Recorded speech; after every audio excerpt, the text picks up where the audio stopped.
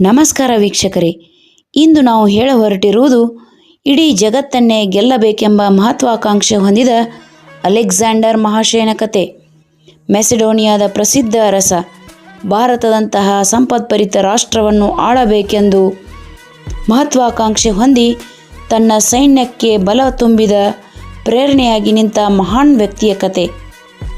ಆದರೆ ಇಡೀ ಜಗತ್ತನ್ನೇ ಗೆಲ್ಲುವ ಹಂಬಲದಲ್ಲಿ ತನ್ನ ಆರೋಗ್ಯವನ್ನು ಕಳೆದುಕೊಂಡು ಕೇವಲ ತನ್ನ 32ನೇ ವಯಸ್ಸಿನಲ್ಲಿ ಸಾವಿನ ದವಡೆಗೆ ಸಿಲುಕಿದ. ಕೇವಲ ಜ್ವರದಿಂದ ಸಾವಿನ ಅಂತಿಮ ಕ್ಷಣಗಳಲ್ಲಿ ತನ್ನ ಸೈನ್ಯವನ್ನು, ಅಪಾರ ಸಂಪತ್ತನ್ನು, ಗಳಿಸಿದ ರಾಜ್ಯವನ್ನು ಬಿಟ್ಟು ಹೋಗುವ ಪರಿಸ್ಥಿತಿಯಲ್ಲೂ ಜಗತ್ತಿಗೆ ಒಂದು ಮಹದುಪಕಾರ ಮಾಡಿದ. ಜೀವನದ ಉದ್ದೇಶ ಹಾಗೂ ಅದರ ಸತ್ಯಾಸತ್ಯತೆಗಳನ್ನು ಜಗತ್ತಿಗೆ ತಿಳಿಸಿದ.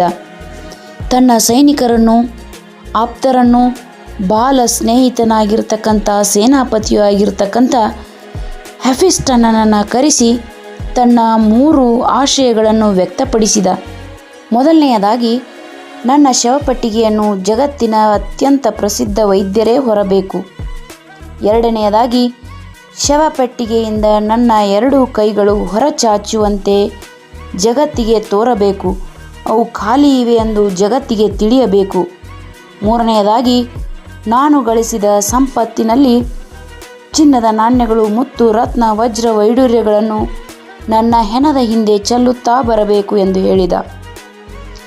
ಎಷ್ಟೇ ದೊಡ್ಡ ರಾಜನಾದರೂ, ಸಿರಿ ಸಂಪತ್ತಿದ್ದರೂ, ಜಗತ್ತಿನ ಅತ್ಯುತ್ತಮ ವೈದ್ಯರಿದ್ದರೂ ಕೂಡ, ಉತ್ತಮ ಔಷಧಿಗಳನ್ನು ಅವರು ಬಳಸುತ್ತಿದ್ದರೂ ಕೂಡ, ಸಾವು ಬಂದ ನಂತರ ಮನುಷ್ಯನನ್ನು ಉಳಿಸಿಕೊಳ್ಳಲು ಸಾಧ್ಯವಿಲ್ಲ ಎನ್ನುವುದು ಜಗತ್ತಿಗೆ ತಿಳಿಯಲಿ ಎಂದು ವೈದ್ಯರೇ ನನ್ನ ಹೆಣ ಹೊರಬೇಕು ಎಂದು ಹೇಳಿದ.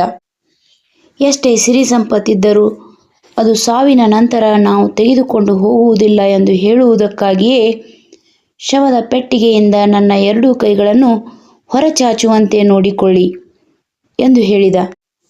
ವಜ್ರ ವೈಡೂರ್ಯಗಳನ್ನಾಗಲಿ ರಾಜ್ಯ ಸಂಪತ್ತನ್ನಾಗಲಿ ನನ್ನೊಂದಿಗೆ ತೆಗೆದುಕೊಂಡು ಹೋಗಲಾಗುವುದಿಲ್ಲ, ಅದನ್ನು ಇಲ್ಲಿಯೇ ಬಿಟ್ಟು ಹೋಗುತ್ತಿದ್ದೇನೆ ಎನ್ನುವ ಸಂದೇಶವನ್ನು ನೀಡುವುದಕ್ಕಾಗಿಯೇ ಮುತ್ತು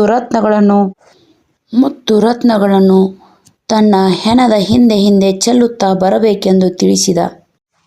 ಅದಕ್ಕೆ ನಮ್ಮ ಆಡು ಭಾಷೆಯಲ್ಲಿ ನಮ್ಮ ಹಿರಿಯರು ಹೇಳುತ್ತಾರೆ, ಈ ಜೀವನದಿಂದ ಏನು ತೆಗೆದುಕೊಂಡು ಹೋಗುವುದಿದೆ?